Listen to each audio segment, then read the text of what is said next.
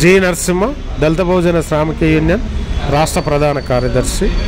మరి అదేవిధంగా లింగం సాయిలు వికారాబాద్ జిల్లా కార్యదర్శి, వెంకటయ్య కొడంగల్ మండల కార్యదర్శిగా కొనసాగుతున్నారు.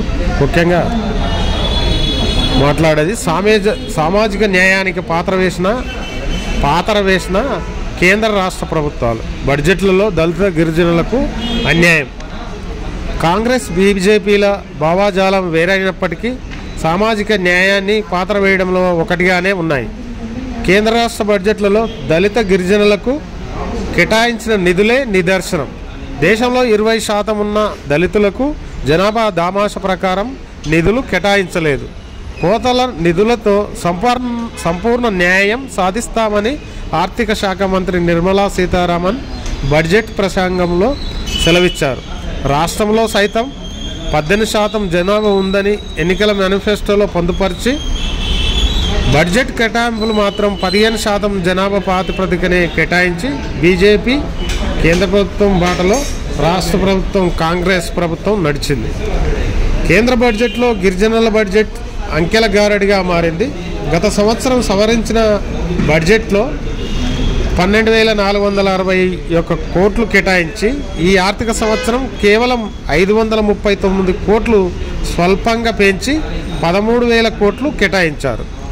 కేంద్రంలో మొత్తం బడ్జెట్ 48.20 లక్షల బడ్జెట్లో ఎస్సీ సబ్ ప్లాన్కు ఎస్సీల జనాభా 20% దమాషా ప్రకారం కేటాయించకుండా కేవలం 16%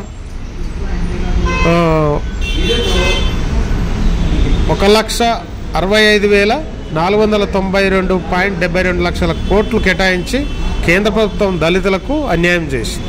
ఇక రాష్ట్రంలో కేంద్ర రాష్ట్ర బడ్జెట్ను పరిశీలిస్తే ఎస్సీ ఎస్టీ ప్రత్యేక అభివృద్ధి నిధికి 1,803 కోట్ల నిధులకు కోత కోసి కేవలం 50,180.13 కోట్లు కేటాయించింది. ఎస్సీ ప్రత్యేక అభివృద్ధికి గత ప్రభుత్వం 36,750 కోట్లు కేటాయించి కేవలం 14,645 కోట్ల నిధులను మాత్రమే ఖర్చు చేసింది. అంటే 2024-25 బడ్జెట్లో ఎస్సీ అభివృద్ధి నిధికి 33,124.4 కోట్లు మాత్రమే కేటాయించింది. మొత్తం రాష్ట్ర బడ్జెట్ 2,91,159 కోట్లు కాగా పెరిగిన దళితుల జనాభా 18% దామాష ప్రకారం 52,409 కోట్లను కేటాయించకుండా కేవలం 33,124 కోట్లు మాత్రమే కేటాయించింది. జనాభా దమాష ప్రకారం నిధులు కేటాయించకుండా ఎస్సీ ఎస్టీ ప్రత్యేక అభివృద్ధి నిధి చట్టాన్ని ఉల్లంఘించింది. గత ప్రభుత్వం అమలు చేసిన ప్రతి దళిత కుటుంబానికి దళిత బంధు పథకం స్థానంలో 12 లక్షలు పెంచి అంబేద్కర్ అభయస్థం పథకం అమలు చేస్తామని చేవెళ్ళే ఎస్సీ డిక్లరేషన్లో ప్రకటించింది.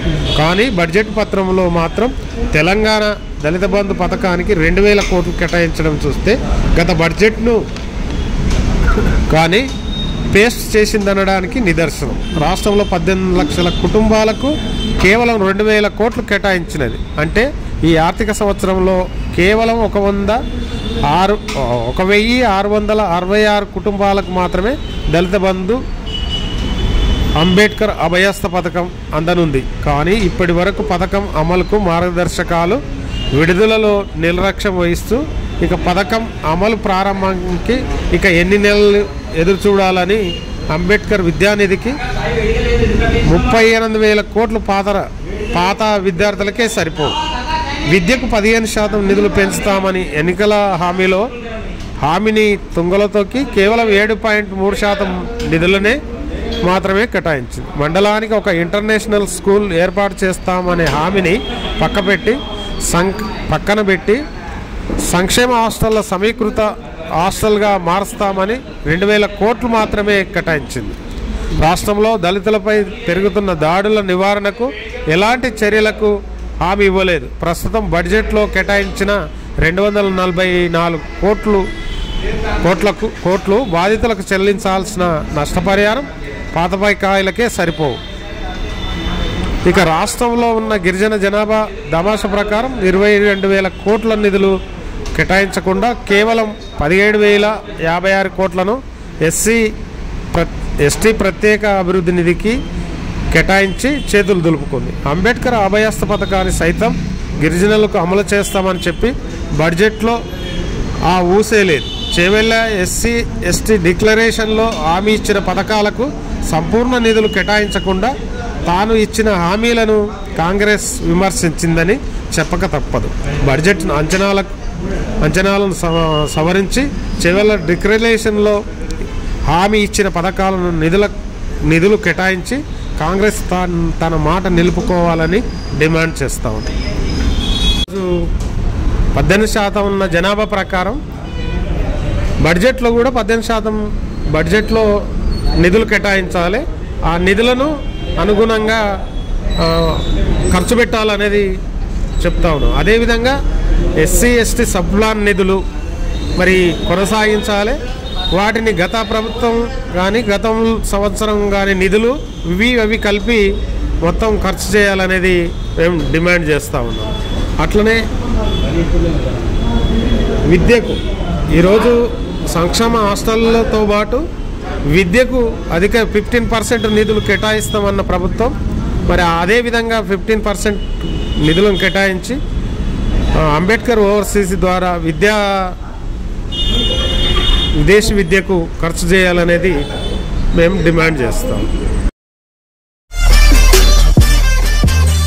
ఈ వీడియో కానీ మీకు నచ్చినట్టయితే లైక్ చేయండి, అలాగే సబ్స్క్రైబ్ చేయండి.